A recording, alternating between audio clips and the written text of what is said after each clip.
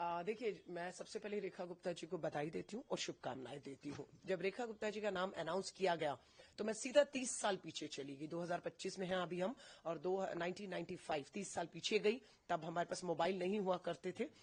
Album होती थी, album खोजी, उसमें से एक तस्वीर खूबसूरत जिसमें मैं अध्यक्ष पद का चुनाव जीती थी NSUI से, और रेखा गुप्ता ABVP से सचिव पद जीती थी, और दोनों ने मिलकर शपथ ली थी। वो वही तस्वीर है। उम्र हमारी 20 साल थी उस समय। तो शपथ ली हम लोगों ने, एक साथ मिलकर काम किया। आइडियोलॉजिकल लड़ाई उसके साथ थी, है और रहेगी। उस समय भी होती थी। वो अखिल भारतीय विद्यार्थी परिषद से तीनों जीते थे, मैं अकेली अध्यक्ष जीती थी। तो RSS के लोगों को लाना, लेक्चर करवाना उस विचारधारा को जिसका हम बिल्कुल विरोध में खड़े रहते हैं, खड़े हैं। हम गांधीयन को, आइडियोलॉजी के लोगों को लाकर हमारे अपना लड़ाई जो है एक संघर्ष रहता था। लेकिन मुद्दों पर जब बात आती थी तो रेखा और मैं, एक अंडरस्टैंडिंग होती थी कि दिल्ली के मुख्यमंत्री मदन लाल खुराना जी हैं और देश के प्रधानमंत्री कांग्रेस से PV नरसिम्हा राव जी थे। तो सेंट्रल यूनिवर्सिटी है तो मिलकर करते हैं। तो हमने मिलकर काम भी किए। साल बहुत नहीं होता है, हमें अपनी कैंपस, मैं खुद साइंस स्टूडेंट थी, अपनी लेबोरेटरी लैब से फुर्सत नहीं मिलती थी। फिर एक साल में बहुत कुछ करना था, लेकिन ये कि हम कर पाए। रेखा उस समय भी बहुत एग्रेसिव थी, क्योंकि वही RSS ABVP वाला एग्रेशन जो हमने पार्षद के तौर पर, उनका एक वीडियो मेरे सामने सुबह आया, क्योंकि वो जब पार्षद रही तो मैं कभी पार्षद नहीं रही, तो एक हाउस में हमें बैठने का मौका दोबारा नहीं मिला।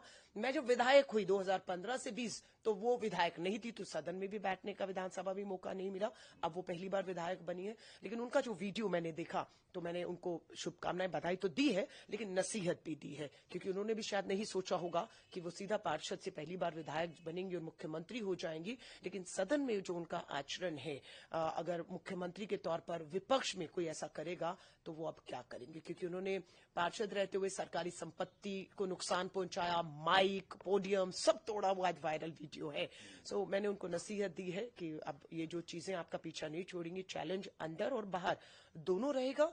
मैं महिला कांग्रेस की राष्ट्रीय अध्यक्ष हूं और दिल्ली मेरी है। मैं बार बार कहती हूं, दिल्ली में बेटियों की सुरक्षा, महिलाओं की सुरक्षा एक महिला मुख्यमंत्री की प्राथमिकताओं पर होनी चाहिए। रेखा जी मुख्यमंत्री हो गई हैं, स्वाभाविक है उन्हें पूरी सुरक्षा मिल जाएगी, लेकिन उनकी प्राथमिकताओं पे दिल्ली की हर बेटी की सुरक्षा होनी चाहिए।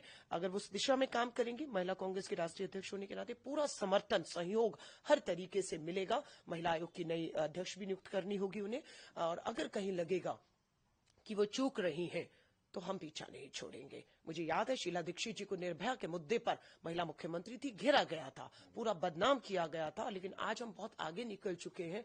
आज कोई इफ एंड बट नहीं, केंद्र में उनकी सरकार, गृह मंत्री, पुलिस, LG सब उनके हाथ में है, और वो कर सकती हैं, करेंगी तो बेहतर है, क्योंकि वो कामयाब होंगी तो दिल्ली कामयाब होगी, क्योंकि मुख्यमंत्री हैं। वो फेल होंगी तो मेरी दिल्ली फेल होगी। लेकिन चुनौतियां उनको अंदर ज्यादा रहेंगी, बाहर से मुझे लगता है की तुलना में। हाँ, काम नहीं करेंगी तो शायद लगता है कि ज्यादा चुनौतियां उनके पास होंगी।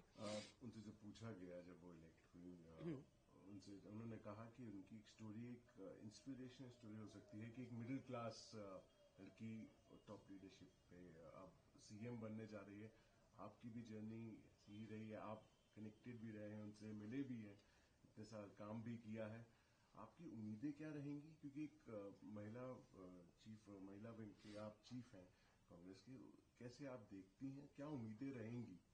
आपकी प्राथमिकता आपने अभी बताई, और क्या उम्मीद रहेंगी, क्योंकि आपने क्लोजली उनके साथ काम भी किया है, कैसे एडमिनिस्ट्रेटर? देखिए, मैं फिर कह रही हूँ, पहली बार वो विधायक हुई हैं, पहली बार वो विधानसभा में जाएंगी, और पूरा उनको कैबिनेट और पूरा शासन और प्रशासन को मिलकर लेकर चलना है, और with in a party challenge उनके सामने रहेगा। बिकॉज मैं जब पहली बार MLA बनी 5 साल, तो मुझे लगा पहले 1-2 साल तो सदन क्या है, प्रस्ताव कैसे आते हैं, कानून कैसे बनते हैं, और हर चीज एक विधायक के तौर पर एक बड़ी चुनौती जब पहली बार बने। वो तो सीधा विधायक के बाद मुख्यमंत्री ही हो गई हैं, तो पूरी दिल्ली का चप्पा चप्पा उन्हें अभी जाना है ना, क्योंकि वो सिर्फ शालीमार बाग से पार्षद हुई, वहीं से विधायक हो गई, और दिल्ली की जो 70 विधानसभाएं, आप पूरी दिल्ली को उन्हें जानना होगा, दिल्ली की समस्याओं को जानना होगा, और दिल्ली की समस्याओं के हल एक महिला मुख्यमंत्री के पास होने चाहिए, ये हम उम्मीद करते हैं। और मैं फिर वही कहूंगी, मुझे उम्मीद है कि वो उनको करने दिया जाए, क्योंकि पहला जो टेन्योर बीजेपी को मिला था, उसमें एक ही टेन्योर में 3 मुख्यमंत्री बदल दिए थे, मदन लाल खुराना जी, साहब सिंह वर्मा जी, फिर सुषमा स्वराज जी आई और उसके बाद 28 साल लंबा इंतजार, क्योंकि सत्ता की लड़ाई। अब वो रेखा जी को मौका मिला है, लेकिन अब प्रवेश वर्मा जी बिल्कुल उनका मुंह उतरा हुआ है। विजेंद्र गुप्ता जी तो 10 साल लीडर विपक्ष, वो ही लड़ते रहे आम आदमी पार्टी की सरकार के सामने, वो अभी नहीं है कहीं। और जिस तरीके से जो है आशीष सूद हो या सिरसा हो, पहली बार मंत्री हो रहे हैं, सो अनुभव बीच में आएगा और काम करने दिया जाए, या दिल्ली की सरकार केंद्र से चलेगी, फैसले वहां होंगे, सिर्फ मोहर लगेगी, ये सब आने वाला समय बताएगा उनके फैसलों में। आम आदमी पार्टी के नेशनल कन्वीनर अरविंद केजरीवाल ने भी बधाई तो दी। उन्होंने एक और चीज कही कि हम सपोर्ट करेंगे जो भी डेवलपमेंट का काम किया जाएगा दिल्ली में। उनके डेवलपमेंट के काम के ऊपर आपने काफी कटाक्ष किया, आपने चुनाव भी उस पर लड़ा, जो इनका डेवलपमेंट मॉडल था उसके ऊपर काफी बातें हुई इस पूरे चुनाव में। अब इनका ये जो बयान आया, उसको देखिए, अरविंद केजरीवाल जी को मैं कहूंगी, आप तो सहयोग करते ही आए थे बीजेपी को। आप ना सहयोग करते तो आप 10 साल सत्ता में नहीं रहते। ये रामलीला मैदान का आंदोलन और उसके बाद आपका सत्ता में बना रहना, और जब बीजेपी ने हाथ खींच लिया आपसे तो वो सत्ता में आ गए और आप बाहर हो गए। सो मैं केजरीवाल जी को कहूंगी, आप सहयोग करें ना करें, पार्टी को बचा लीजिए। आपके पार्षद तोड़ने का काम शुरू हो चुका है। नगर निगम में आप बाहर होने वाले हैं, चंडीगढ़ में आप बाहर हो गए हैं, जबकि आप बहुमत में हैं।